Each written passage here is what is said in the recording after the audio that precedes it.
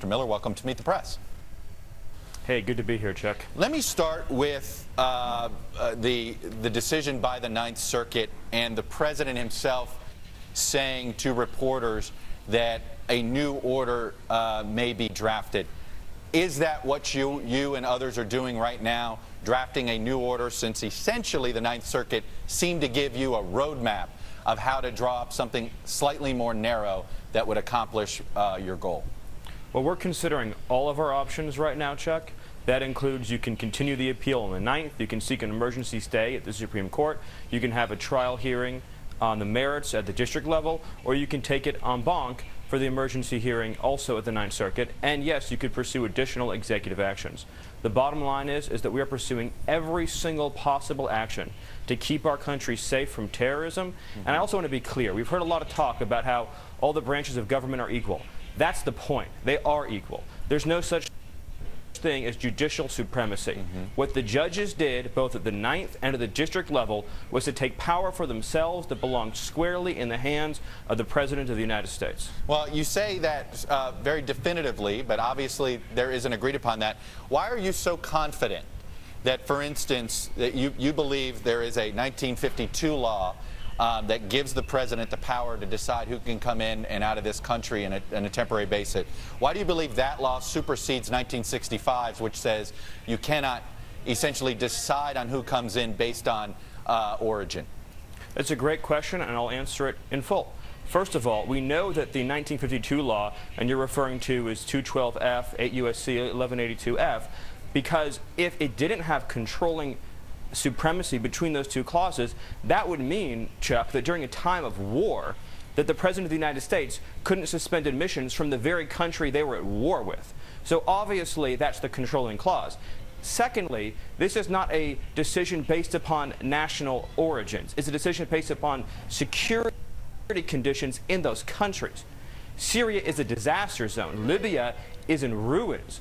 Yemen has a massive resurgent terrorism movement. These are decisions based upon the ability of those countries to cooperate with our intelligence services. As you know, Chuck, this was a decision made in 2015 and 16 in terms of designating these countries.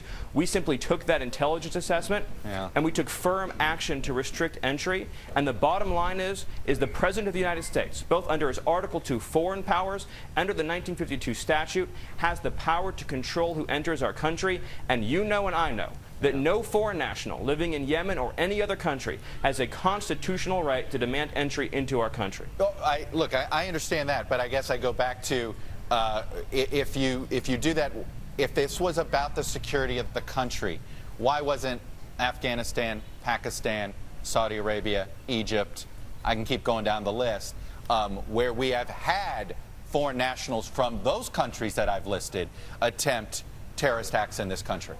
Well, it's a great question. First of all, 72 individuals, according to the Center for Immigration Studies, have been implicated in terroristic activity in the United States who hail from those 7 nations. Point one. Point two, the security determination about those countries is based upon an assessment of the threat they present today and going into the future. The security situation in Libya, Yemen, Syria, and other countries designated are squarely different today than they were in, say, 2001 or 2005 or 2010. But San Bernardino, but San Bernardino happened, the whole point of the president's as a candidate, the whole point of this idea at the time of a full Muslim ban, and then he has since tapered it back, was in response to San Bernardino, where the spouse came from Saudi Arabia of Pakistan origin. Well, you're 100%. Well, first of all, you're 100% correct. You're 100% correct that the San Bernardino incident demonstrated the profound degree to which our immigration system is vulnerable to terrorism, and the FBI has information right now that would clearly indicate the extent to which massive numbers of court cases are happening and have happened all over our country relating to terrorist infiltration of our immigration system. But if you look at the executive order, what it spells out is a 90-day period to put in place extreme vetting across the board. So the first 7 countries are based upon our determination about the security conditions in those countries and their ability to cooperate with us. But there's a 30-day period where new security measures are promulgated and a 60-day compliance period. And Chuck, I will be glad to come back on your show when that's done and walk you through how we've kept our country safe across the board from individuals coming into our country who don't share our values and who don't love our people. Well, it's interesting you say about sharing values in this vetting process. I want to ask this. Number one, are you going to make public the new vetting procedures? Well, first of all, I suppose there'll be aspects of those that will be public, and I'm sure that for reasons of national security, there'll be aspects of those that won't be.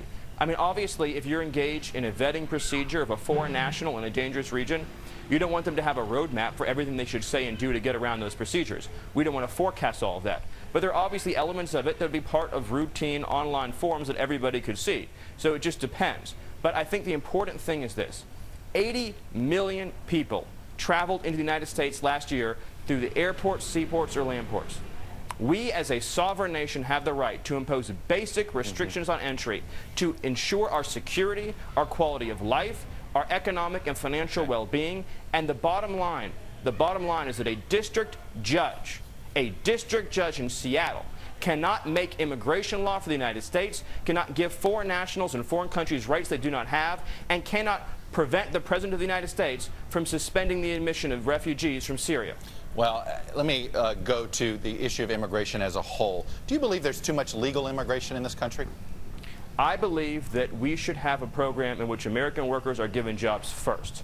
The President campaigned on this. It's an issue where the labor unions agree with us. It's an issue where many Democrat members of Congress agree with us. If you have an open job in this country, a U.S. citizen or existing legal permanent resident ought to have the ability to make the first application for that job. The problem is, and the way the media covers this issue, present company excluded, is they don't spend enough time talking about the well-being of the 300 million people here today, U.S. citizens and legal permanent residents, many of whom are living in poverty, many of whom haven't seen wage growth in 20, 30 years. And it's time we talked about them, their needs, their families, and their concerns. And yes, we'll have a lawful immigration system and will enrich and benefit our country. But the President has made clear he believes that should be a merit-based system, where individuals coming into the country bring the kinds of benefits economically that will grow our economy and help lift up wages for everybody. But you didn't answer the question. Do you and the President believe there's too much legal immigration? I think that I look forward to us rolling out immigration reforms, and I'll be able to announce very clearly when we do that what those do.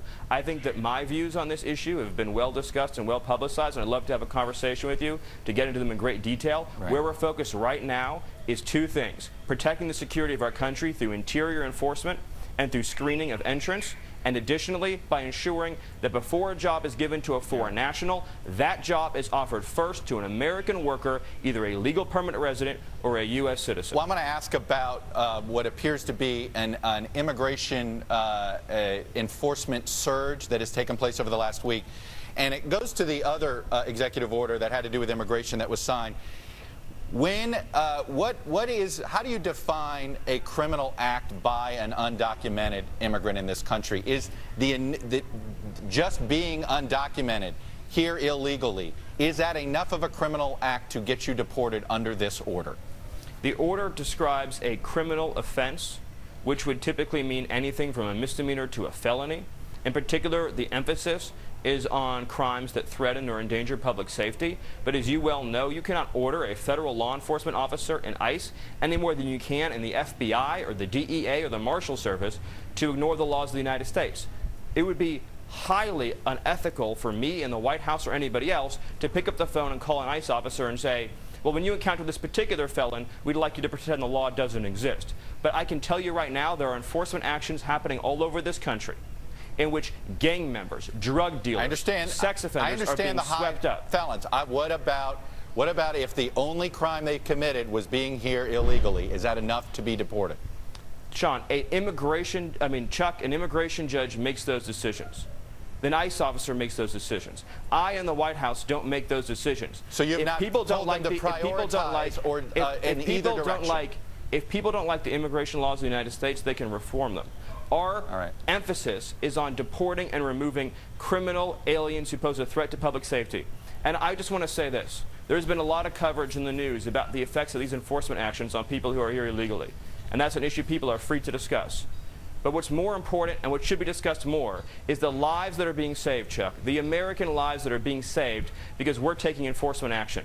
And when we didn't take those actions in the past, you have families like the Wilkerson family and the Root family and the Mendoza family who lost people they loved because we were more concerned about the effects of enforcement on people here illegally than on the well-being of lawful immigrants and U.S. citizens. So it sounds to me as if you're saying you did not tell ICE workers who to prioritize.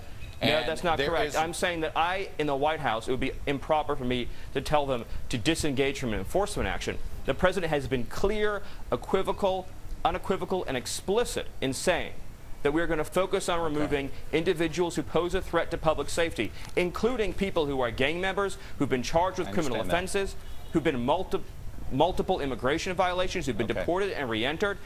I have a question.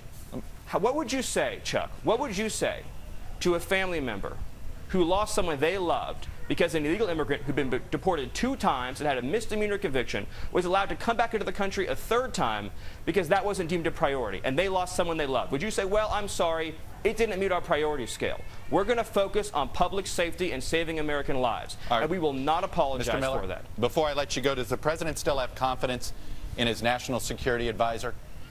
That's a question that I think you should ask the president. The question you should ask Reince, the chief of staff. I'm here today as a policy advisor, and my focus is on answering the policy questions that you have. General Flynn has served his country admirably. He's a 3-star general. He's head of the Defense Intelligence Agency, and I look forward to having more discussions about this in the future. So the White House did not give you anything to say other than that They did not give me Flynn. anything to say. You cannot. So you cannot say whether or not asked and answered, Chuck. The president still has confidence in his national security advisor. It's not for me to tell you what's in the president's mind. That's a question for the president. It's a question for our chief of staff. Asked and answered, Chuck. Let me ask you this: if you were caught misleading the Vice President of the United States, would that be considered a fireable offense in the Trump White House? It's not for me to answer hypotheticals. It wouldn't be responsible. It's a sensitive matter. General Flynn has served his country admirably. He served his country with distinction. And I look forward to having a conversation with you once you've had a chance to talk with the appropriate people in the White House who are dealing with this matter.